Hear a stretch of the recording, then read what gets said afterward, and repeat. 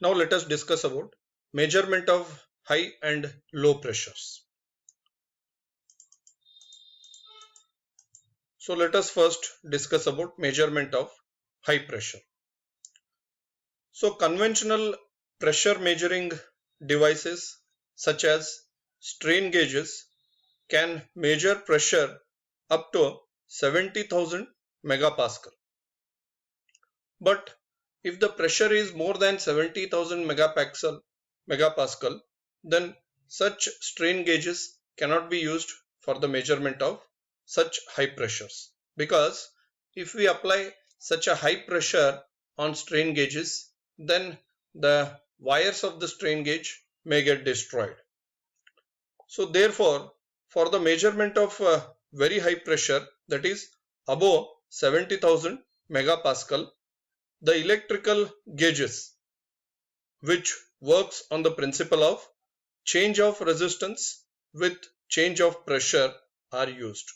So therefore, for the measurement of very high pressure, we use electrical pressure gauges.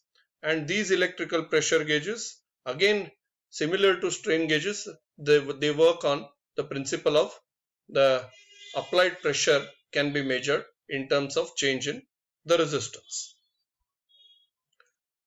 So a pressure transducer based upon this principle is called as Bridgman gauge. So this is the diagram of a Bridgman gauge. So in this case, there is a sensing element which may be made up of a fine wire of manganese or gold chrome. It is kept in kerosene oil, which is connected to the terminals of pressure connection. Then this arrangement is enclosed in bellows, which is enclosed with oil, and this is Bridgman high pressure packing. So similar to strain gauge, the working principle of Bridgman gauge is same here. That is, when pressure is applied at both the terminals, then the dimensions of the sensing element or the wire gauge changes.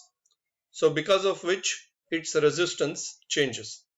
So this is because R is equal to rho into L divided by A. When pressure is applied, both length and cross-sectional area of the sensing element changes, and because of which the resistance changes. And the change in the resistance is directly proportional to the applied pressure.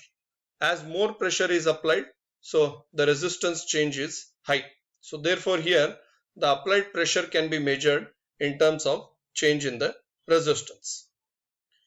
Here the sensing element does not actually contact the process medium, but is separated by a kerosene filled bellows.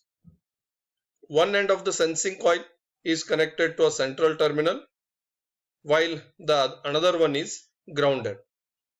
So in this way it completes the necessary electrical circuit.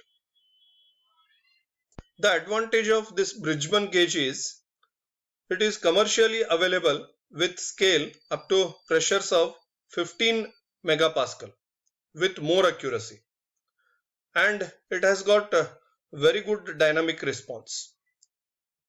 So that is why Bridgman gauge is very commonly used for the measurement of very high pressure.